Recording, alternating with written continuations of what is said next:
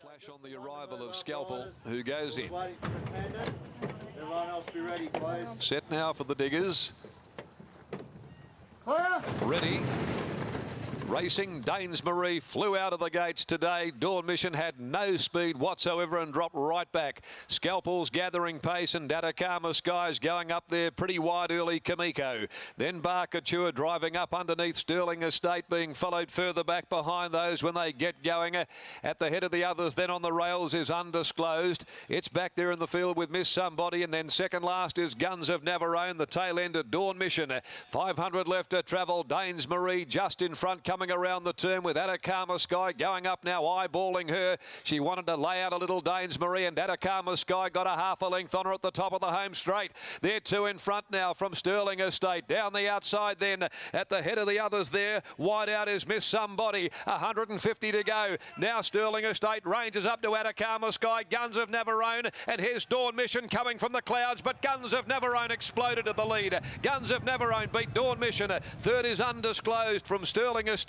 In behind them, 2 lengths away, then Miss Somebody. Again, he put up the white flag at Atacama Sky. They were followed then by Danes Marie. Scalpel well back. Then came Barkatua. Kamiko has trailed them all home. Chrissy Parnham again in the winners list here with Guns of Navarone. Trained by Neville Parnham, a double today for the Parnham yard. Number 7, Guns of Navarone, let down with a great turn of acceleration here, coming with Dawn Mission, both back. Guns of Navarone. Chris Parnham, though, in white-hot form. And the War Chant Gelding, who was narrowly beaten off a very good run first up. Below expectation second up, but that was on rain-affected ground. Got back today and simply cut them apart over the final stages. Number 7, Guns of Navarone, 8:22.70. 9's in a point to about 8's in the wash up there of the official WA markets. Owned by Nevin, Carroll and Parnham, a War Chant Terraviga gelding. 2 victories now from 13 runs.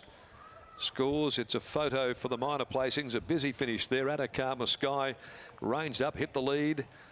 He'd got a length or so in front shortly after straightening, but again, he fell in a trench at the 100-metre mark. Guns of Navarone. Those horses out near the middle have been dominant all day, as we still stand by for the minor placings here to come to hand. Okay, we'll be down there with Gareth in just a tick. There's Nev Parnham heading across. He had a very good winner earlier on in the day, of course, in Ukbar Jack, which produced a top performance at its return here to racing, and the stable comes up with a double today. Once it got there to that middle pad, it took off. And the real complexion of the race changed at the 100 with it and Dawn Mission coming from behind at last at the top of the straight.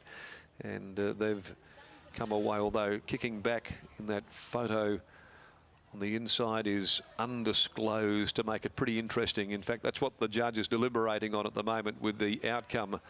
And Barkatua's got rid of its rider here on coming back. That's Matty Ortier. So the horse is riderless. Let's go down here, and as Matt Ortier hobbles back there into the mounting enclosure in a degree of real discomfort. Let's go to Gareth. He's with nifty Neville Parnham. Yes, thanks for that, Darren. Let's hope they can catch that horse there, but we'll have a chat to Neville Parnham. Neville, that's a good day at the office, looking in the ownership. Your shout for a Scotch and Coke, because I think you own this horse as well. But Guns of Navarone, he was, I thought, really good first up and okay second up, but back to a dry track today, and it's done the trick.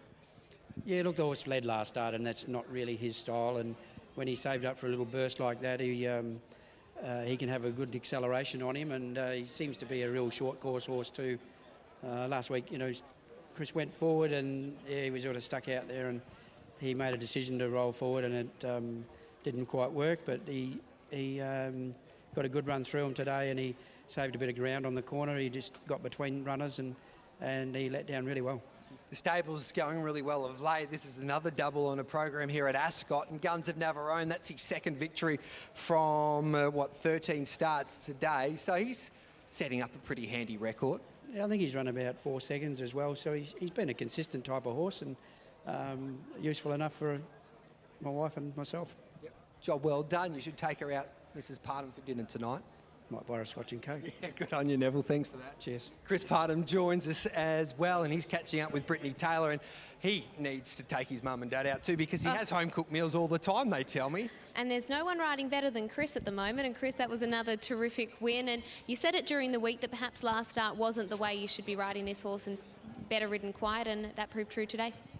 Yeah, the other day we sort of rolled forward and probably wasn't to his liking, and he was a bit weak late, but ridden with a bit quieter early. He's got an explosive turn of foot on him, so yeah, he's building together a nice CV now. Early days didn't really think much of him, but yeah, I think he's going to be a nice horse, and he'll probably progress to Saturday company. Your dad said that he's been trying to tell you that for a little while, that he thinks it is better ridden cold. Is that right? Oh, I don't know about that.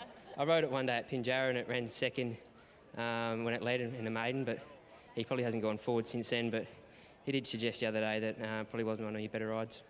Well, that's always nice. Always got to listen to Dad. Congratulations, Chris. Thanks, Brittany. Ta. Yeah, well done to Chris Parham and Neville Parham, and Brittany maybe, and there's a tip around track as well, and we'll ask Neville before he settles up or when he legs Chris up with comparative in the last, that they could end the day with the treble once again. Very, very good point, because comparative, I thought, was a very unlucky last start. Was held up for the most of the length of the straight and is probably one of the best bets of the day. Okay, so it could be another big day for the Parhams. We'll take a quick break here on Sky Thoroughbred Central. That was the Diggers' Cup, and Guns of Navarone was far too strong for its opposition today. And on the other side of the break, we'll relive the second half of that meeting in Sydney today, and once again, we'll be called by the number one caller in Sydney, Darren Flindell.